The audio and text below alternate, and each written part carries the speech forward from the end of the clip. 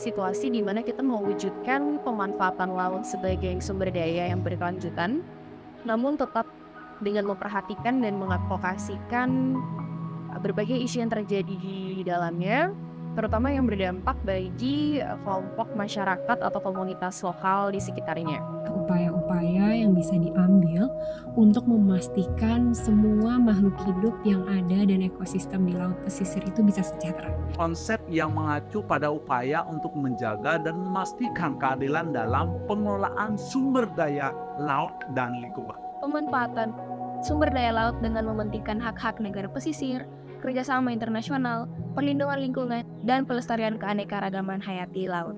Bagi saya, keadilan laut adalah bicara tentang ekonomi lestari. Bagaimana kemudian memastikan kita mendapatkan manfaat ekonomi secara maksimal dari laut, tapi juga ikut memastikan bagaimana laut juga terlindungi dan juga lestari.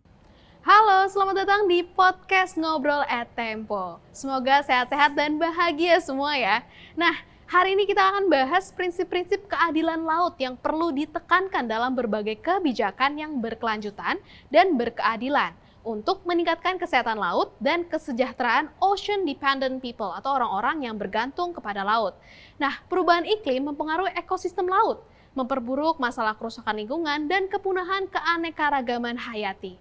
Selain itu, perubahan iklim juga dapat mengancam mata pencaharian masyarakat pesisir yang bergantung pada sumber daya laut. Laut berperan penting dalam kehidupan, menjadi sumber daya pangan, sarana kegiatan ekonomi, dan juga budaya. Perubahan iklim mengakibatkan perubahan yang signifikan bagi laut, mulai dari peningkatan suhu, pengasaman air laut atau ocean acidification, perubahan pola cuaca, hingga hilangnya biodiversitas. Perubahan iklim yang disebabkan oleh aktivitas manusia saat ini akan berdampak pada generasi mendatang, termasuk terhadap laut dan sumber dayanya. Oleh karena itu, penting untuk memastikan bahwa pemanfaatan sumber daya laut saat ini tidak merugikan kepentingan generasi mendatang. Bersama saya Tiffany Angelika dalam podcast Tempo, mewujudkan keadilan laut di tengah ancaman perubahan iklim. Dalam rangka peringatan Hari Laut Dunia 2023. Dan telah bergabung bersama dengan kita beberapa narasumber, diantaranya ada Prof. Daniel Mudiarso selaku Principal Scientist C4 dan juga Guru Besar IPB. Dan bersama dengan kita juga ada Mbak Nadine Chandrawinata selaku aktris yang mungkin juga pada kenal ya di sini dan juga founder and executive director dari Sea Soldier, dan juga bersama dengan kami, halo Mbak Stephanie, atau kita panggil Steffi ya, Mbak Stephanie Juwana selaku co-founder dan director dari EOG. Selamat datang semua para narasumber. Sangat senang kita ada para narasumber di sini, Tempo ya terutama, kita bisa ngobrol-ngobrol terkait dengan keadilan laut. Kalau keadilan negara mungkin udah sering dibahas gitu ya. Bahkan di Pancasila. Nah, tapi keadilan laut tuh banyak yang nggak tahu. Langsung aja kita mulai diskusi hari ini nih. Mungkin dari masing-masing narasumber boleh nggak sih jelasin sedikit apa sih keadilan laut itu sendiri? Boleh Pak Daniel? Ya, oke. Dari perspektif saya, laut itu kayak dianaktirikan ya. Yes. Karena kita hidup di darat, jadi yang sering kita ingat ya di sekitar kita, tapi laut kurang terperhatikan, sehingga kurang adil kita. Padahal ya kita banyak bergantung pada laut untuk sumber makanan dan macam-macam kegiatan ekonomi yang lain. Jadi kita harus lebih adil dengan memperhatikan keutuhannya dan juga kelestariannya. Jadi utuh dan lestari beda ya. Sehingga generasi mendatang juga bisa menikmati keindahan yang ada sekarang. Bahkan kalau bisa lebih baik. Oke. Dari mana Nadine, gimana Mbak? Keadilan laut.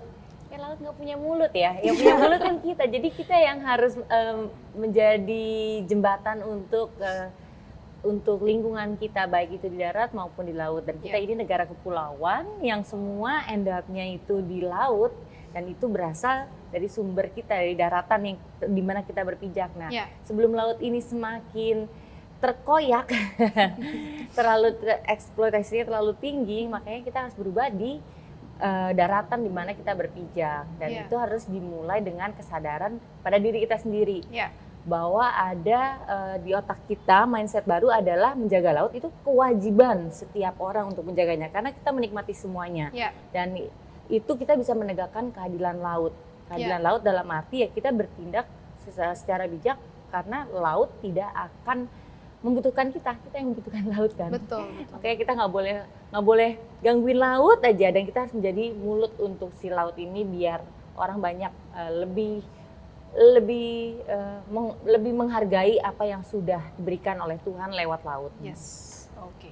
Kalau Mbak Stevi, gimana Mbak keadilan laut itu? Keadilan laut mungkin kalau dari aku lebih ke point of view manusia yang bergantung pada lautnya. Kalau keadilan laut dari point of view tersebut setidaknya ada 3. Yang pertama adalah bahwa akses semua manusia itu untuk dapat memanfaatkan sumber daya kelautan dan perikanan itu sama. Jadi tidak ada yang memiliki akses yang lebih kecil daripada yang lainnya. Kemudian yang kedua, dampak yang dirasakan terhadap misalnya perubahan iklim, kemudian degradasi dari sumber daya kelautan, itu juga rata. Tidak ada satu pihak yang menjadi korban yang lebih besar daripada lainnya. Dan yang ketiga adalah laut jangan jadi juga menjadi kegiatan-kegiatan kelautan dan perikanan ini jangan sampai justru menjadi avenue untuk pelanggaran HAM. Contohnya kalau kita lihat ada anak buah kapal atau awak kapal perikanan yang mereka bekerja untuk di sektor perikanan malah menjadi korban dari pelanggaran hak asasi manusia. Ya, menarik ya. Kalau kita bilang keadilan berarti bukan tadi sudah di-mention soal wisata bahari misalnya keindahannya, hak asasi manusia. Tadi juga keberlanjutan dari generasi ya.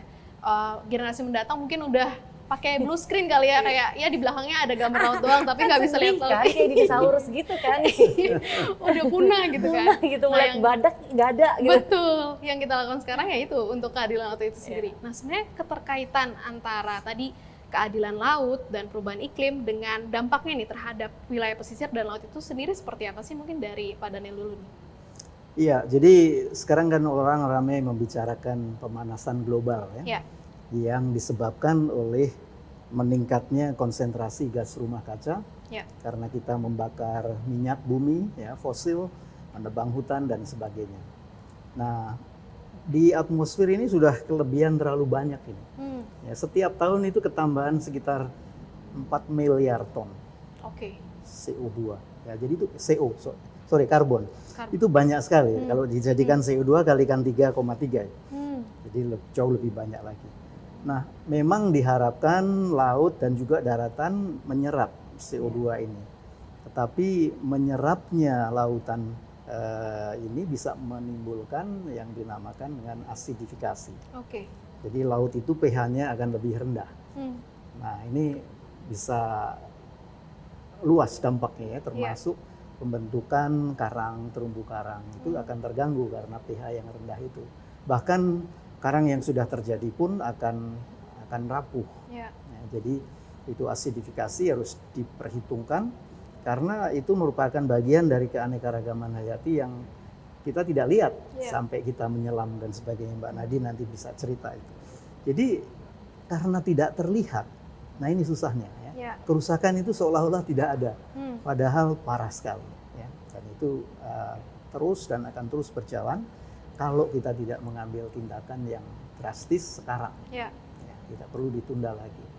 Jadi itu kelebihan gas rumah kaca di atmosfer yang diserap laut dan akhirnya menimbulkan asidifikasi. Nah itu tadi penekanannya asidifikasi karena banyak karbon atau gas rumah kaca yang diserap oleh laut itu sendiri dan mengakibatkan kerusakan dari terumbu karang, ekosistem di bawah laut itu sendiri. Kemudian pemanasannya sendiri. Pemanasan globalnya menyebabkan bleaching, jadi double jeopardy. Kalau dari Mbak Nadine gimana Mbak? Sebenarnya udah sangat jelas sih yang Mbak Nadine ceritain. Tapi ya sebenarnya sama lah kayak di kehidupan kita lah, semua itu ada sebab dan akibat.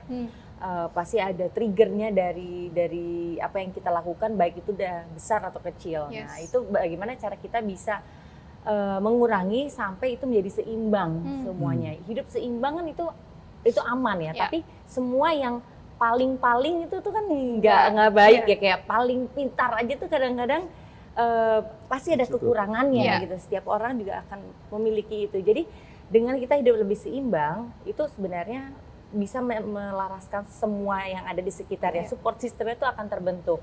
Nah kalau kita bicara tentang perubahan iklim sama pemanasan global, ini kan banyak juga yang mikir, ini yang mana sih yang manusia lakukan, perubahan iklim atau pemanasan global ya? Itu kan banyak yang bertanya gitu. Nah sebenarnya kan bumi ini kan bernafas, dia selalu bergerak kan, dan pasti akan ada perubahan iklim terus ya. Tapi yang membuat perubahan iklim ini bergerak lebih cepat lagi itu siapa? Ya si pemanasan global ini. Ya pemanasan global ya kita yang bikin kan lebih cepat.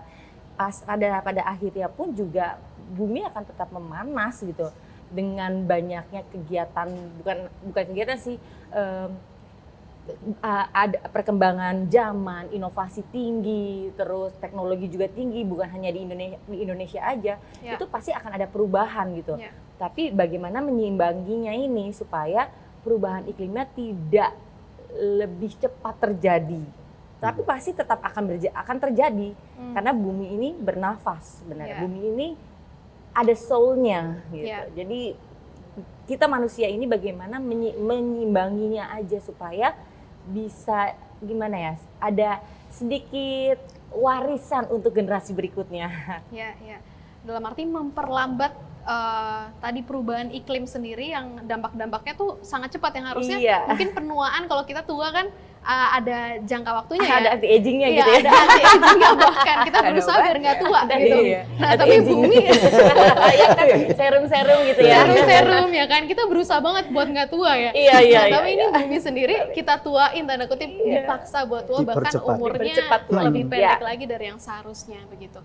Nah kalau dari Mbak Stevi, Mbak gimana Mbak melihatnya? Kalau dari aku hubungan antara keadilan laut dengan perubahan iklim, juga kita melihat adanya ketidakadilan dalam arti dampak yang dirasakan oleh masyarakat itu, ada masyarakat yang merasakan dampak lebih besar daripada lainnya. Contohnya adalah masyarakat pesisir yang termarginalkan di Indonesia, itu merupakan kelompok masyarakat yang cukup besar juga di Indonesia. Dan mengapa mereka itu termarginalkan, mereka merasakan dampak yang lebih besar? Terkadang permasalahannya karena pertama mungkin mereka sendiri tidak tahu bahwa mereka itu adalah korban, mereka tidak tahu fakta-fakta saintifiknya ya Pak ya. Kemudian yang kedua, mereka tidak memahami bahwa mereka memiliki hak-hak yang seharusnya dipenuhi. Dan yang ketiga, kalaupun mereka mengetahui hak-haknya, mungkin mereka bingung cara memperjuangkan hak-haknya ini seperti apa gitu. Itu yang membuat mereka akhirnya semakin menjadi korban dari perubahan iklim dan ada ketidakadilan di situ.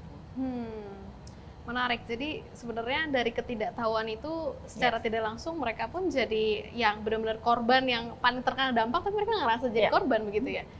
Berarti tugas kita untuk mensosialisasikan, membela hak-hak para orang yang tinggal di pesisir tadi yang bergantung hidup pada laut ya. Ini tuh ada dua cara pendekatan, Fani. Yang pertama kita harus melakukan mitigasi. Jadi mitigasi itu mencegah penyebabnya. Yang kedua tadi yang diceritakan Mbak Stevi itu melakukan adaptasi. Jadi akibatnya sudah terjadi, dampaknya sudah terjadi, lalu bagaimana kita menyesuaikan, itu adaptasi. Jadi perubahan iklim selalu ada dua sisi. Jangan satu diutamakan, yang lain ditinggalkan. Itu nggak adil. Nggak adil. Dan laut juga sering dilihat seperti itu. Karena ya diminta untuk mengatasi masalah saja, padahal masalah yang timbul sudah banyak dan belum terselesaikan. Gitu ya. Jadi tadi contohnya kalau kita mau memitigasi itu, kurangi sumber penyebabnya, emisinya tadi, yang menyebabkan pemanasan global dan perubahan iklim. Nah adaptasi itu yang paling terasa itu ya, itu kenaikan muka laut. Betul. Dengan memuainya laut karena panas, mencairnya kutub karena suhu lebih tinggi, jadi volume air laut itu meningkat. Dan itu diprediksi oleh para ahli sampai 2100 nanti sampai 1 meter naiknya. Nah, ini bagaimana ini kita beradaptasi gitu kan? Penghidupan masyarakat di pesisir, perumahannya dan sebagainya. Dan harus disiapkan sekarang, jangan ditunda. Dua-duanya. Aku penasaran nih, sorry ya aku ini, kayak kita di luar nih gunung es. Pada runtuh semua, itu akan berdampak di kita nggak, yang jauh di Indonesia? Gunung es di laut. Gunung es di laut. Iya, tentu sangat berpengaruh. Dan itu sudah dideteksi ya, diukur dan ada bukti-bukti ilmiahnya yang memastikan bahwa kenaikan muka laut bersamaan dengan kenaikan suhu itu sudah terjadi. Jadi semuanya kena. Iya, dan trennya akan terus meningkatkan. Semuanya kena kalau kita tidak melakukan apa-apa. Ya, saya pernah naik nih ke Gunung Everest nih. Puncaknya udah nggak, bukan Everest, sorry, Kartens. Saya sampai di puncak. Ya. Puncaknya aja udah nggak ada esnya. Ya. Jadi harus ada di bawah-bawahnya itu baru ada. Tapi itu pun juga mencair terus netes-netes. Itu 5 tahun, 6 tahun yang lalu lah saya ke sana. Ya. Nah, Jadi volume air tambah banyak. ya kan? Jadi glacier itu ya. Nah, berarti ancaman terbesar ini sendiri kan tadi yang aku tangkap nih, selain tadi es di gunung es itu pada mencair, terus permukaan laut jadi naik. Tapi ancaman terbesar yang dampaknya paling kita rasakan itu berarti selain pulau-pulau yang mungkin belum ada manusianya gitu, yang tinggal pulau-pulau pada tenggelam, apalagi sih, Pak? Iya, jadi kalau air laut meningkat, kan kebanyakan pantai kita itu landai ya. Betul. Jadi air laut akan masuk, Ya. sehingga yang dulu namanya halaman rumah kita terendam. Dulu namanya tempat kita beternak, bertani terendam. Dan terendam itu bukan oleh air tawar gitu ya. Ini air asin yang tidak bisa lagi diadaptasi oleh tanaman yang tidak tahan air asin. Jadi banyak sekali efeknya itu. Ya, rippling efeknya itu panjang. Ya. Nah, berarti ini ekspektasi dari Pak Daniel sendiri nih, dari obrolan kita, dan mungkin juga ya pengennya sih dengan adanya obrolan ini misalnya, kedepannya nih laut jadi seperti apa, dan mungkin prediksi tadi tuh yang kenaikan itu mungkin aja jangan terjadi deh, Tiffany, atau gimana?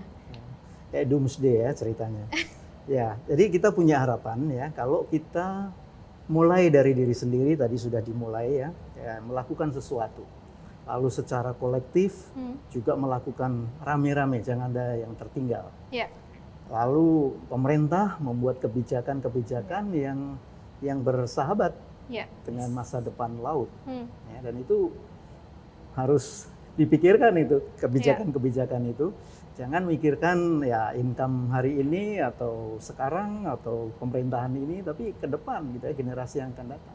Itu harus dibuat, karena kegiatan ekonomi, kegiatan masyarakat di-guide oleh pemerintah sebagai regulator. Itu penting sekali. Ya. Ini aku sering dengar nih, masyarakat bilang gini, masyarakat Indonesia ya terutama, dengan mungkin mikirin masih perut ya. Kita nggak mikirin masalah lingkungan dan lain sebagainya. Kalau bisa dibilang ini adalah obrolan orang-orang elit. Karena perut sudah terpenuhi kalau orang-orang elit kan. Sementara orang-orang yang masih mikirin, aduh besok mau makan apa gitu ya. Maksud saya juga yang harus bertanggung jawab terhadap ekosistem laut misalnya. Mereka sendiri ngomong kayak gitu, berarti kan ada tugas pemerintah. Nanti mungkin kita akan ngomongin Blue Economy dengan Mbak Stevi, itu terkait kebijakan, tapi aku penasaran. Aku penasaran dengan kesadaran masyarakat sendiri. Mungkin Mbak Nanin kan sering bersentuhan dengan masyarakat pesisir, ataupun juga masyarakat di sosial media atau media sosial sendiri yang mungkin suka komen di postingan dari Mbak Nanin gitu ya. Kesadaran mereka terhadap ekosistem laut ini seberapa tinggi sih, Mbak? Kesadarannya? Yes. Ada yang sadar banget, ada yang masa bodoh banget sebenarnya dengan memberikan komentar-komentar yang mungkin kurang tepat, tapi ya aku melihatnya ya karena ketidaktahuan sih sebenarnya, ketidaktahuan. Nah, amin aku dapat kesempatan untuk keliling-keliling melihat langsung, terus at least aku bisa menjadi mulut bagi masyarakat di pesisir, mungkin di daerah yang mungkin tidak belum ada kesempatan untuk berbicara langsung seperti aku. Jadi aku jadi kaki tangannya lah. Tapi ya kalau kesadaran sebenarnya gimana ya, kesadaran pelan-pelan naiknya, tapi banyak yang pura-pura tidak sadar. Pura-pura tidak sadar. Kenapa? Karena masih berpikir, oh ada kok nanti NGO yang ngerjain, atau kayak kita semua nih, kayak Prof sama Mbak Steph yang ngerjalanin nantinya, masih memikirkan ada orang lain yang take care of this environment gitu. Dan masih ada geng orange yang akan bersih-bersih atau memilah sampah gitu. Padahal kan dengan kita memilah sampah dari rumah aja, itu sebenarnya bisa dibilang kita melakukan amal gitu, melakukan sesuatu yang tidak perlu dipertanyakan karena itu akan nanti berbuah hasil dari rezeki yang lain di tempat lain itu. Jadi sebenarnya kita menumpuk beramal aja gitu.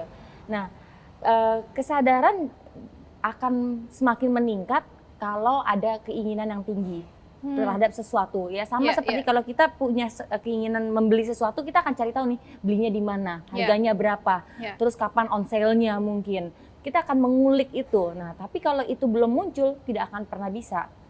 Baik, kebetulan aku di Sea Soldier, kita udah jalan 8 tahun, itu kita pun juga mengajak masyarakat untuk setidaknya memberi perhatian sedikit pada lingkungan dengan melakukan hal yang sederhana yang tidak jauh dari dirinya. Itu susah banget. Tapi dengan kita menjadikan diri kita contoh, dengan mungkin era aku millennials nyerempet sedikit ya, masih bisa dibilang gitulah gitu. Itu bisa memberikan pengedukasian dan memberikan contoh dengan menjadikan diriku sendiri contohnya gitu. Dan itu akan bergulir dengan sendirinya kayak bola salju, akan semakin banyak orang berbicara dan bikin rumor akan tentang lingkungan. Dan kita harus buat image baru kalau lingkungan itu fun kok gitu. Karena kan topik isu lingkungan sendiri kan udah berat ya, pasti orang moh gitu, nggak mau gitu. Nah, bagaimana cara kita mengemas itu sesuatu yang menyenangkan, sesuatu yang satu yang nggak akan mengambil waktu kita banyak, kita bisa melakukan yang lain dan memprioritaskan yang lain juga, yaitu ya keluarga gitu. Tapi bagaimana caranya kita mengajak orang itu untuk bukan hanya sekali atau 2 kali aja, tapi terus-menerus dia menerapkannya di dalam kehidupannya. Makanya ada kegiatan bersih-bersih pantai. Walaupun itu bukan poinnya ya, bersih-bersih pantai itu hanya 1 atau 2% ya Pak ya. Bukan poinnya membersihkan sampah yang sudah terjadi, tapi bagaimana sampah ini tidak nyangkut di lautnya gitu kan, di laut kita gitu. Nah, dengan kegiatan yang sederhana ini yang bisa diajak, kita bisa ngajakin masyarakat banyak gitu, yang sangat gampang, itu mungkin menjadi suatu yang fun dan suatu yang sangat spektakuler buat masyarakat yang belum pernah melakukan apapun untuk lingkungan. Dan itu bisa menjadi trigger terciptanya kesadaran di bawah alam sadar kita. Nah, semakin menarik ya diskusi kita hari ini, tapi jangan kemana-mana dulu karena kita akan ada pesan-pesan berikut ini. Bagi saya kata kuncinya adalah bijak berkonsumsi. Bagaimana kemudian kita generasi hari ini mulai harus membangun kesadaran tentang yang namanya bijak konsumsi. Segala sesuatu yang kita lakukan pada saat ini terkait dengan perubahan iklim harus mempertimbangkan kepentingan dan hak generasi yang akan datang. Prinsip yang menyatakan bahwa kita harus bertindak saat ini untuk mengurangi dampak dari perubahan iklim demi keberlanjutan dan kesejahteraan generasi mendatang. Terburuk dari perubahan iklim tidak dirasakan saat ini. Namun yang akan merasakan dampak buruknya adalah para generasi mendatang. Cuaca ekstrim akan semakin intens. Banyak kesenjangan antar generasi ya untuk keadilan iklim. Namun generasi anak muda zaman sekarang itu punya privilege yang sangat besar dalam hal akses informasi ya.